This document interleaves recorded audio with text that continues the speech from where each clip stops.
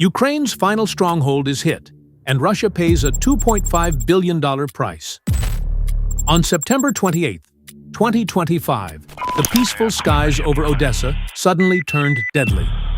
5 Russian Kaliber-NK cruise missiles launched from the frigate Admiral Grigorovich, lurking 180 kilometers off the coast, tore through the night sky. Their mission was simple and brutal: destroy Ukraine's western naval base, the last stronghold of the country's navy after the fall of Sevastopol. As Kaliber missiles rained down on Odessa, Ukraine's air defenses roared to life, interceptors carving silver arcs through smoke and flame. The city shuddered, but endured. Crews at the western naval base stood shaken, but unbroken. Then came a new command, forged in determination, not rage.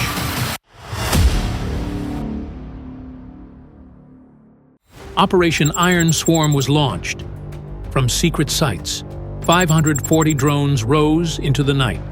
No stealth giants, just cheap machines guided by precision. Their mission: pierce Russia's heart. Their target: Severnaya Shipyard in St.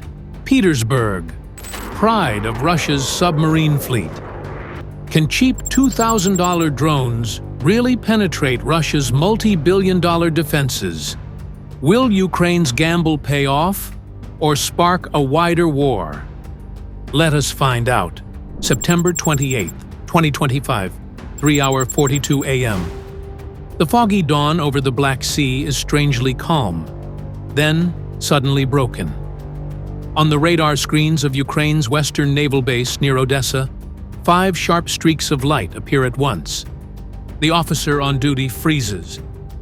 These are not random echoes. Speed more than 550 mph. Flight path deadly straight.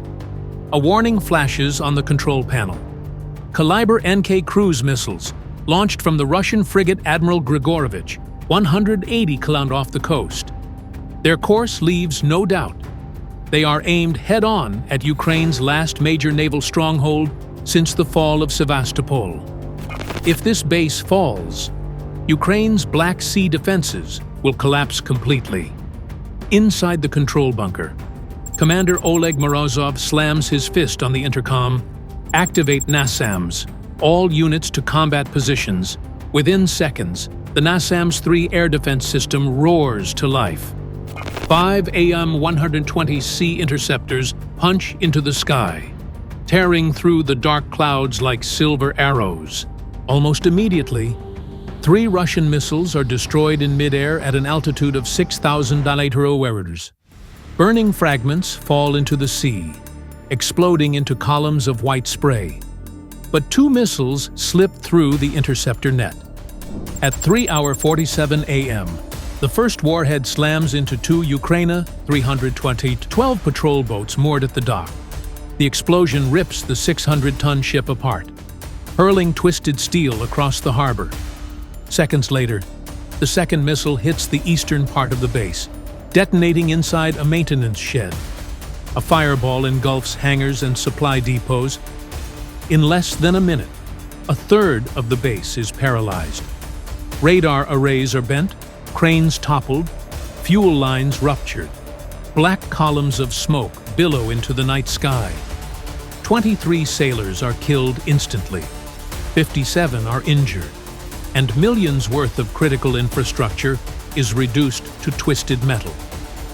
The attack forces an immediate halt to grain exports from the Odessa corridor, raising fears of economic aftershocks across Eastern Europe.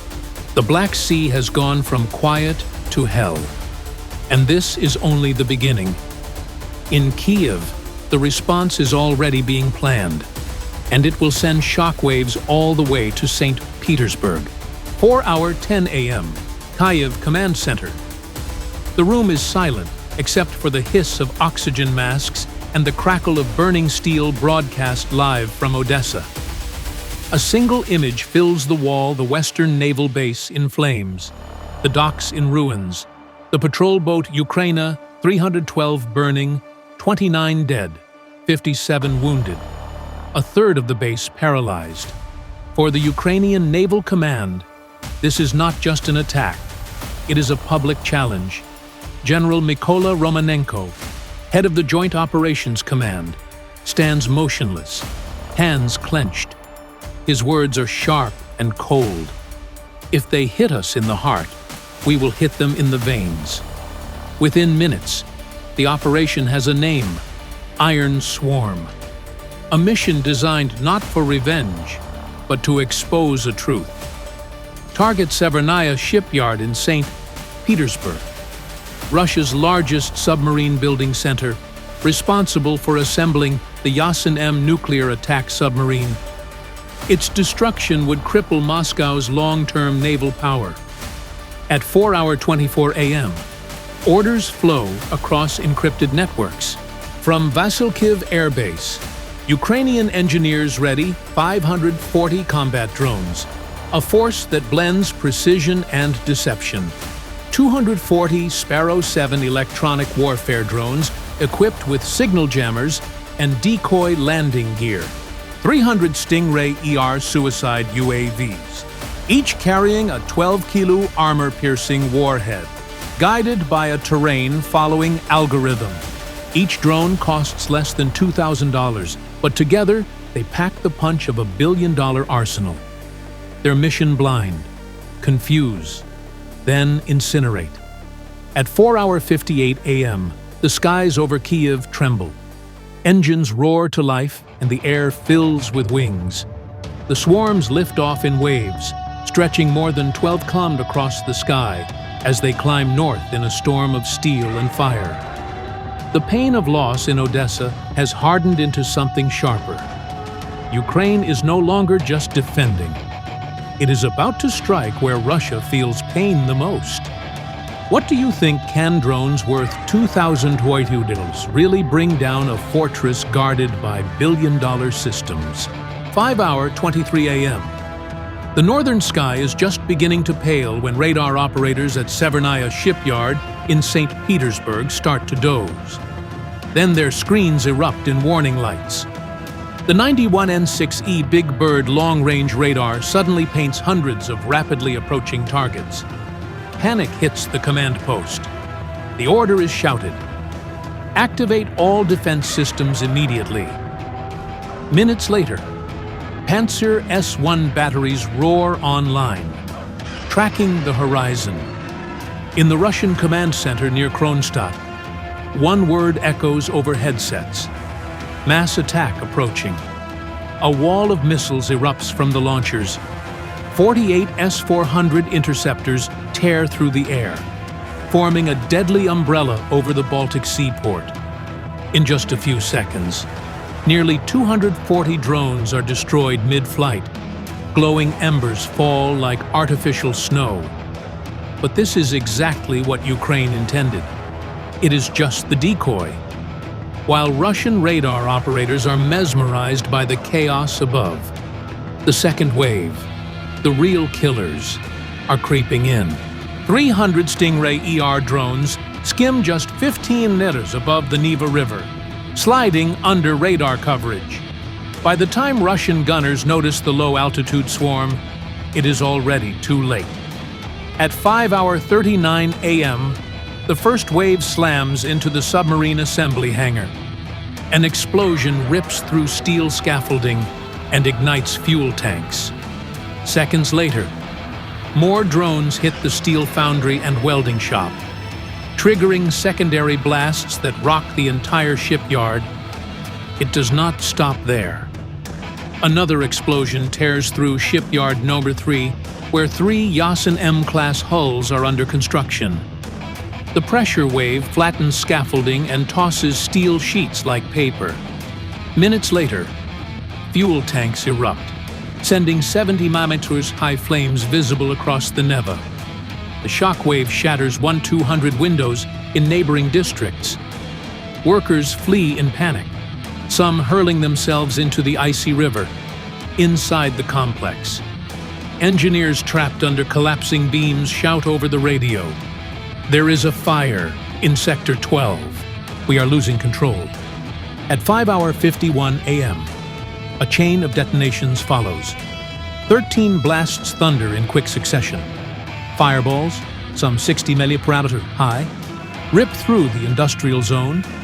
A warehouse storing submarine turbines collapses in flames. A huge paint warehouse caves in, melting into a pool of burning chemicals.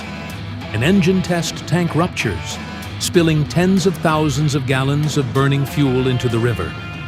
Witnesses describe the shipyard as a fiery crater. Many are trapped in the chaos. 196 are injured. 75 people are confirmed dead. Their cries are drowned out by the roar of explosions. The flames are so intense that low-orbit satellites pick up the light, broadcasting the inferno to the world. The Severnaya Shipyard, Russia's pride in submarine production, is being incinerated.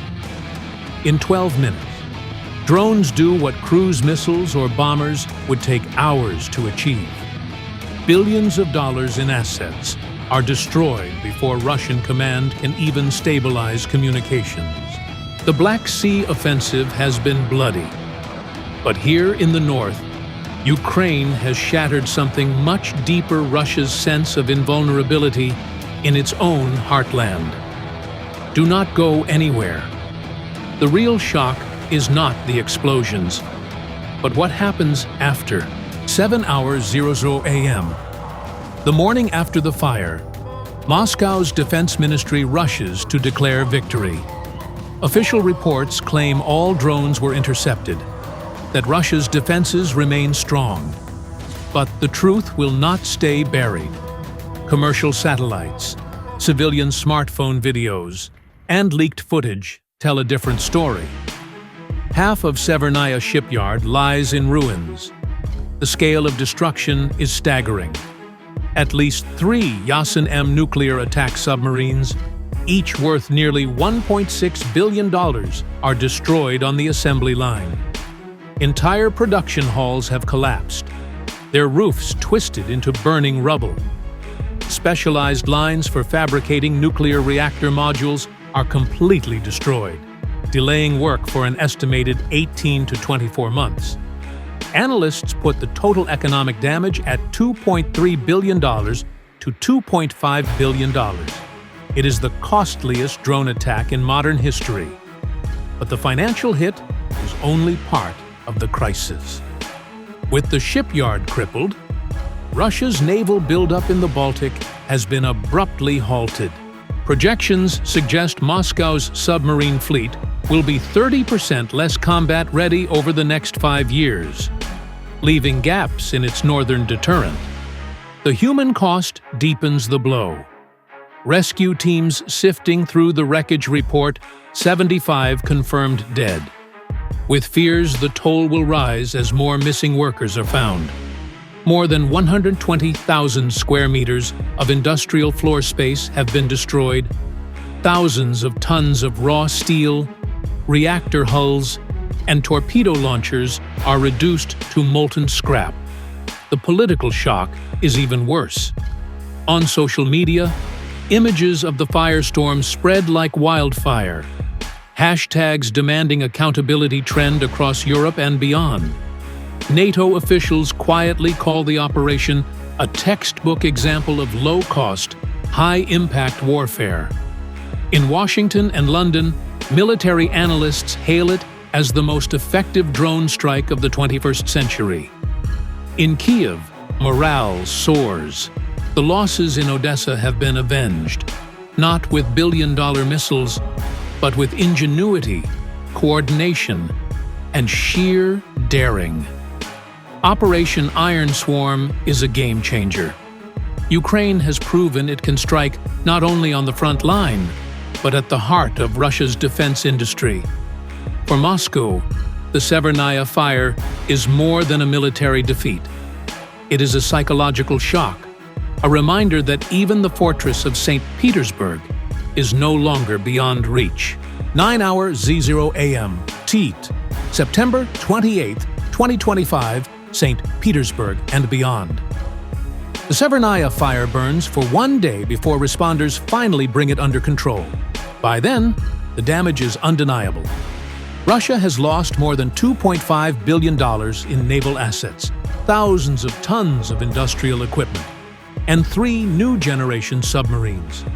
But beyond the flames, something much bigger has changed the rules of modern warfare. In Kyiv, generals review the operation and reach a simple conclusion.